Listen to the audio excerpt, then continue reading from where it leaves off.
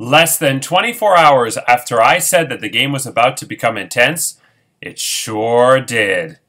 Kurtis and Sean fought to stay in the game. Well, one of them did, while the other did something totally unexpected. Now, on Big Brother Cheesecake 8, Political Bait. Red roses for my lady. Red roses just for you. You know they mean forever and forever. My love will always be true. Red roses for my lady.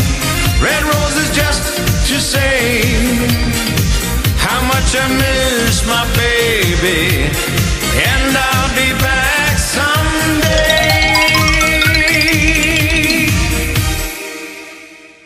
Happy Valentine's Day! Because no men seem to love me and I will, forever be single and die alone, I dedicated that song to my mom, who loves Angelbert Humperdinck, or whatever the fuck his name is. Engelbert and Pumpernickel, I don't know. She loves him, she loves that song. I'll admit the tune is catchy, in a cheesy, corny way, but in a good way, where, you kind of want to just, take all your clothes off and jerk off. So, yeah. Hello, I'm Andrew Shevsik-Moonves. Welcome to Big Brother Cheesecake 8 Political Bait. It's day 42 inside the Big Brother Cheesecake house, and this week Gina is the head of household, giving the NDP their third consecutive week of safety. She nominated Davey and Kurtis, both of the Liberal Party, for eviction, but Davey won the Golden Power Veto in the Big Brother Deal or No Deal Golden Power Veto competition, chose to use it to save himself, and Gina nominated Sean in his place, which means tomorrow either Sean or Kurtis will be evicted from the Big Brother Cheesecake 8 house and be the last house guest not to make jury. Who will it be? You'll find out tomorrow. What will their plea speeches be? We'll find out shortly. But first, let's start with our usual Tuesday feature, The Pulse. This season, house guests, you are 0 and 5. Because last week was supposed to be Chad from season 1, 3, and 5, and nobody could revive Chad. He is clearly dead. So for those of you who don't know, the whole point of The Pulse is to revive alumni and who are out of the community to get them back into the Big Brother Cheesecake fold. So yeah, we had Rhonda from season 2, 3, 5 dead. She did message Joanne, but it was too late. Zach from season 6 dead. Jack from season 4 dead. Charlene from all the seasons dead. And Chad from seasons 1, 3, 5 dead. We are 0 and 5.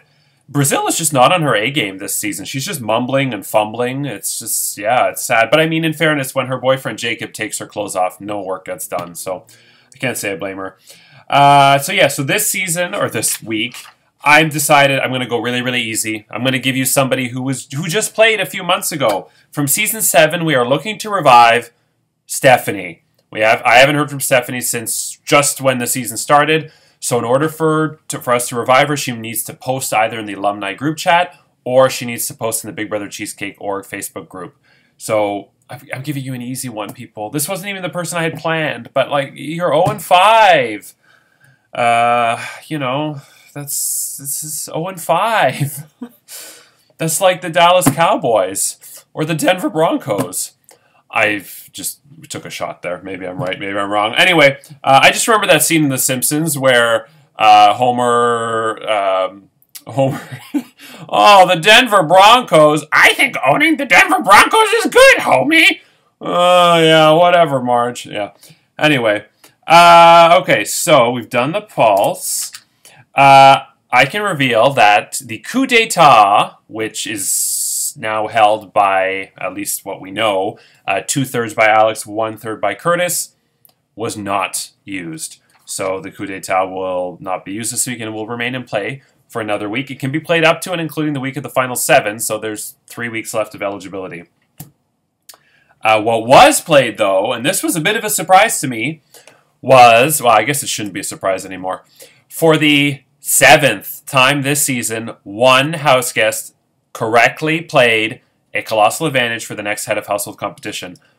Honestly, I'm just shocked. I really expected all season long colossal advantages to be flushed out or canceled out and for house guests to lose them. I think I estimated 3 at the most. I was thinking 1, 2, maybe 3. We're up to 7 now.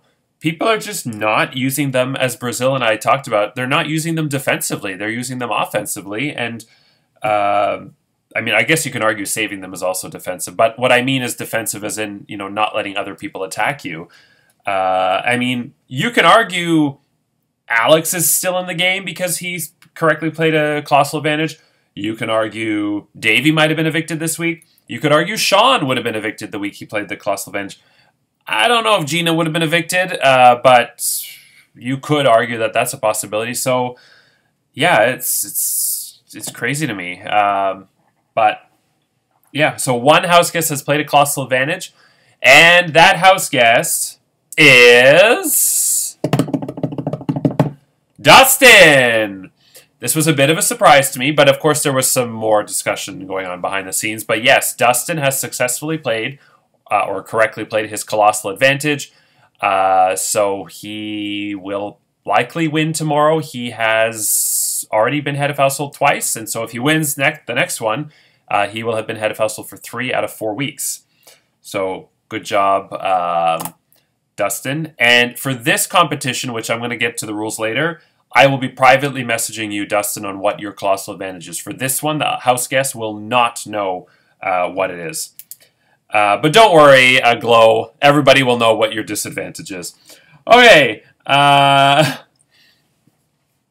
Before we get to that, before we get to the rules to the head of household competition, yes, I told you yesterday that the war was coming and the war is about to begin, or actually it happened yesterday all in one shot. It was, Glow mentioned it, you might have noticed in her comments, that we went from 0 to 100 in one day. Yesterday was definitely wild. Not so much in the main chat, but the behind-the-scenes chats were just, like, on fire. And a lot of people were happy with what happened today for strategic reasons, and other people, like, I'll get into it after, and other people were livid today. So it was definitely some fun reading for me. So let's get to the final pleas. So Sean, Kurtis, in just a few moments, your house guests will be casting their votes to evict one of you from the Big Brother Cheesecake 8 house, but you have a chance to plead your case with one brief statement. And Kurtis, you're up first. Hello there, it's me, Kurtis, aka Barack Obama. Good morning. My plea before what will likely be a long day back at work. I want to keep playing and have enjoyed meeting most of you. If you think I am better for your game than Sean, then keep me. That said, I adore Sean and really don't see much of a difference between either of us staying for most people in the game. I don't plan on campaigning one-on-one with people, as it's my time. If it's my time, I'm content. All love. Hurrah. Okay, thank you, Kurtis.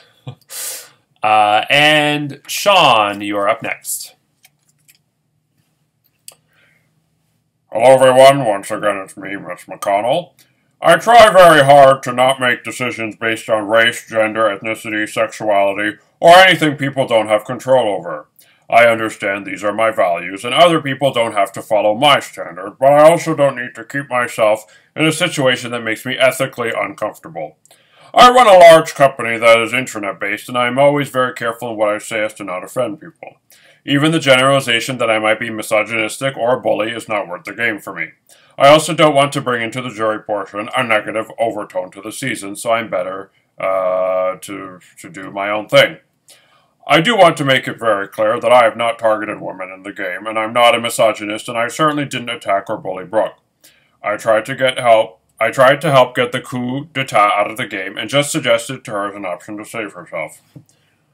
I told Gina that Brooke was going to put up Glow with the coup, but it didn't happen, and Gina immediately went to Glow and told her, and Glow posted in the main chat. I know Gina's the one who told Glow because Gina's the only person I told. I'm Mitch McConnell. Gina also knew that I had suggested to Brooke that she should give her coup parts away as a way to help, so it really is a shame that the narrative was further twisted onto me with this replacement speech when Gina knew the entire time, was involved and was the instigator of the fight by telling Glow, and suddenly, according to Gina, I teamed up with another male to attack poor Brooke. You really didn't have to put me up based on my gender and then try to paint me as a bully when you know it's not true. I repeat, you really didn't have to put me up based on my gender and then try to paint me as a bully when you know it's not true. Andrew, thanks for all your hard work you put into this game and for having me. I've had a great time for the most part. I love how passionate you are in your videos and put so much time and effort into making the series great. I also appreciate you being understanding of my situation. And now to quote, or to follow in the footsteps of the legendary Rai Rai from Big Brother Cheesecake 5, good luck to everyone. If anyone wants immunity, it's in the original flavored Pringles can. I enjoyed everyone on a personal level, even the people evicted, and I hope everyone has fun. Best of luck, and as you may have already seen by my inferencing, I have decided to leave the house this week.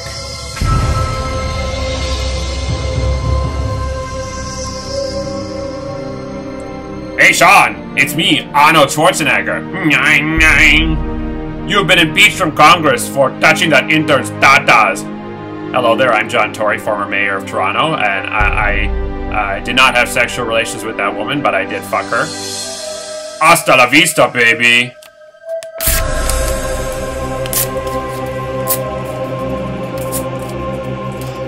Sean... You have about 15 minutes before... Well, you already left. And stay out! Also, this means, Sean, your extra slips, one given by Dustin and ironically one given by Gina, are no longer needed. So we have a triple rip-up. Oh, that didn't work. Oh, well. So Sean did decide to quit the game, and I respect his decision. Obviously, from a game mechanic standpoint, he left at a good time, just like Rai Rai and just like Amy in Season 6. So even though it's technically a quit, you know, he did it at a very convenient time. But I understand his logic and his reasoning. I'm not saying I fully agree. I'm just saying I understand where he's coming from. He claims, even though Gina didn't say it in her speech, but this is his claim that, and he said it, you didn't have to put me up based on my gender and then try to paint me as a bully, as you know it's not true. Sean told me that Gina was nominating him, and she told him this, that because he's a man and this is not verbatim, she wants to even out the numbers, and he does not respect the fact that he's being nominated solely based on gender because that's not fair. And he was very upset with this. And based on everything he said, that was his reasoning. Gina's speech was yesterday when she nominated him was kind of vague and didn't give concrete reasons either direction because she didn't say she's nominating him because he's a man. But she also didn't say what she should have said, which was, you're a good social player, you're a threat, you've got the vote tripler, you've got safety from rocks, everybody likes you, she kind of played the middle with that part. I don't think Gina solely nominated. I hope Gina didn't solely nominate him because he's a man. At the same time, I'm really trying to play the middle here. At the same time, there were 7 men in the game and 3 women. So wanting to protect the 3 women, I can also understand. But then at the same time, there was still Jonathan as an option instead of Sean. But then at the same time, she may have been working with Jonathan more so than Sean. And so why would you put up the person you're closer to than Sean? So there's so many different... This is a very complex issue that the modern day Jeff Probst on Survivor, 40,000, would probably dissect and do a 15-minute let's all sit down in a focus group and, stroke each other's cocks and talk about this and, hold hands and sing Kumbaya. I think ultimately the truth is somewhere kind of in the middle, but I understand where Sean is coming from. I understand where Gina's coming from. I'm not going to, pick a side. I respect both of them. I wish them nothing but the best. Both of them, and everybody in this game, nothing but the best, and so I'm just going to leave it at that. Sean, in terms of the game prior to this, this was a roller coaster for you. I think you started out really, really strong. Everybody liked you. Then the wrong people got into power, specifically Kendra, followed by Alex. Kendra really wanted you gone, and when you were on the block week 3, if you didn't win the veto, it would have been tough. Maybe you would have made it, but I don't know. And so then you kind of fell into a very strong alliance who shall remain nameless that has now since disintegrated, but you were doing really, really well, and I thought you were going to go deep into the game. But you actually called it before I did that you were in danger this week, and I didn't even see it coming. What I will say, you did say somewhere in your speech that, okay, I don't think you attacked or bullied Brooke, but you definitely, and we'll talk about this on Extra Whip, you were definitely involved in the whole coup d'etat melee last week. And I have this thing that I like to call acrobatics, where house guests like Dan in his funeral speech basically did acrobatics to try and save themselves or to make big flashy moves on their resume. And last week, you and even Kurtis were both safe, and I feel like you did a lot of acrobatics for no reason.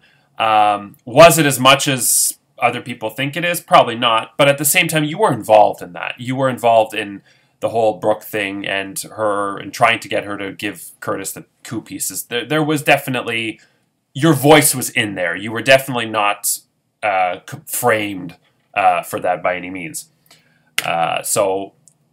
And I think last week you should have laid back and you should have let whatever happen happen. And if the vote was going to be Davey, I don't think you were as close to him as other people in the house. So I think you should have just let Davey go if that's the direction it was going in.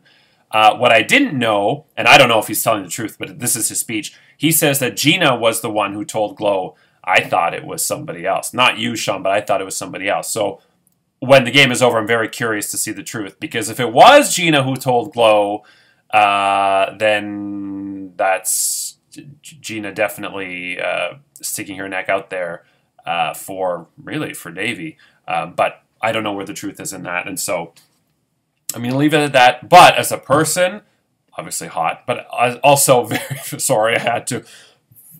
What a big heart you have. I think just from the speech alone, the way you read it, I can tell that you're hurt and upset. And I do feel really, really bad. And I love you to death. I'm so happy. I mean, I'm jealous for, that other guy, but I'm happy that you found the love of your life and you recently got married. I'm happy that your life is you're in a very good place compared to the past, and I wish you nothing but the best in the future. And even though you quit, normally I say quitters don't get a second chance, but I would consider you for a future season. You wouldn't be at the front of the line because you quit, but I definitely don't think it's, never say never. Whereas Amy is never coming back. Rai is never coming back. Samantha, John, and Angela from Season 1 are never coming back. So you're the first person who quit. And Erica, her reasons were not to do with the game. They were personal. So if she ever wanted to come back, which I doubt, but if she did, I would consider her. So, I don't like quitters, but at the same time, you also quit at a very convenient time because even though I don't know how the vote would have gone, and I think the vote would have been really close because Sean had the vote tripler, which is now he takes it home with him, and the safety from Oxford, which he takes home with him. But Kurtis also had the Emerald Power veto and a third of the coup d'etat. So they both had stuff, and they were both pretty similar in terms of their social strategic threats. So who knows how it would have gone. But yeah, so in terms of the game, because even though the week isn't quite over, it was almost over, because Sean was one of Gina's targets, the week is considered over. Gina's head of household reign is over, but it is considered a success. So there's no need to continue with an eviction because we had an eviction week 6, which means Kurtis, you can, as you did, you can exhale and breathe a big sigh of relief because you are safe.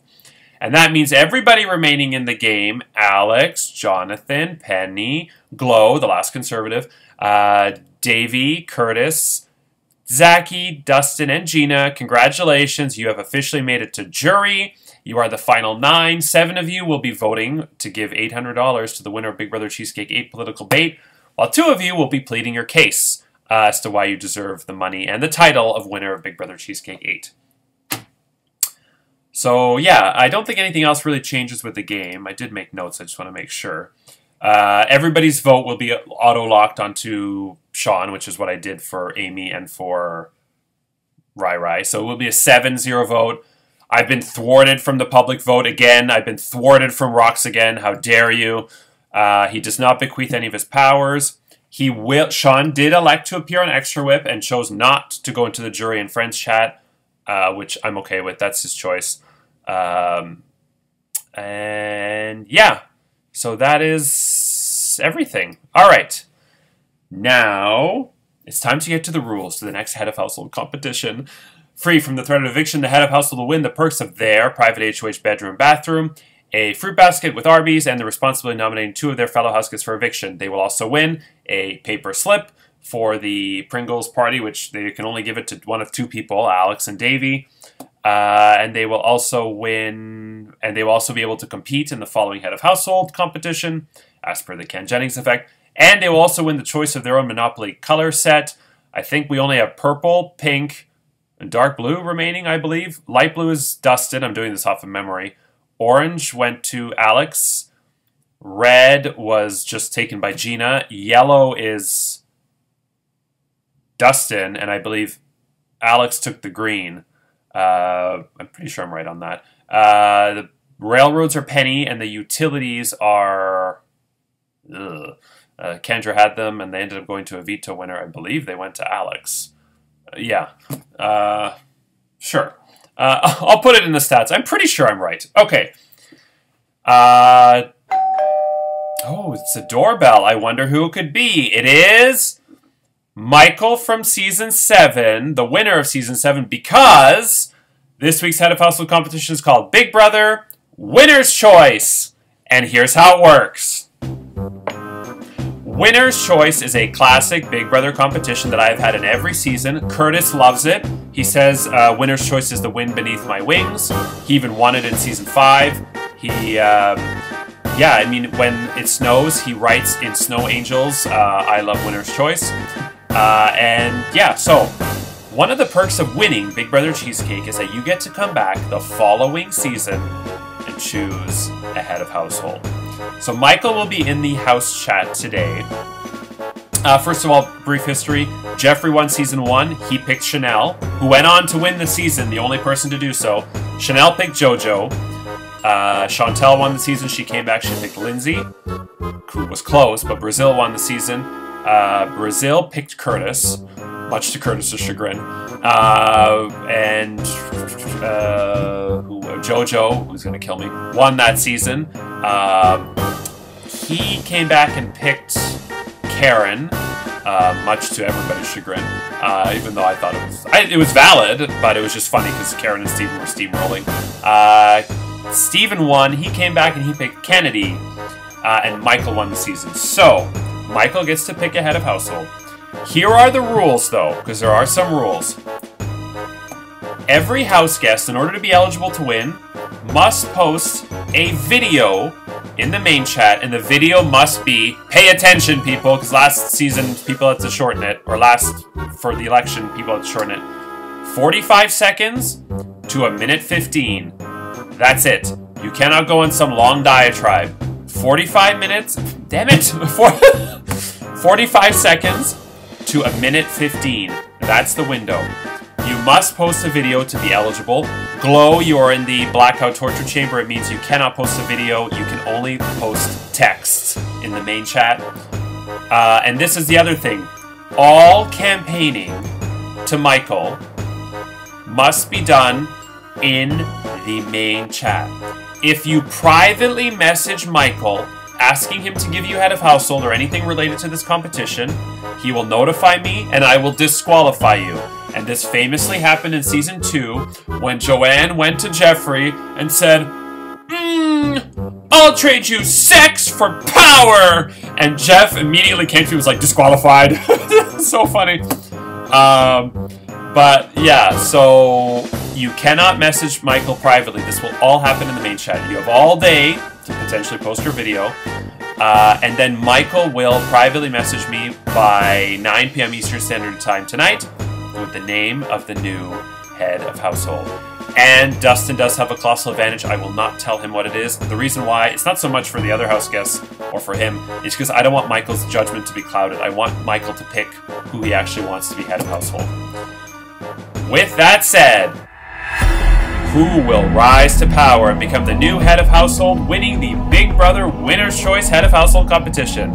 Find out tomorrow.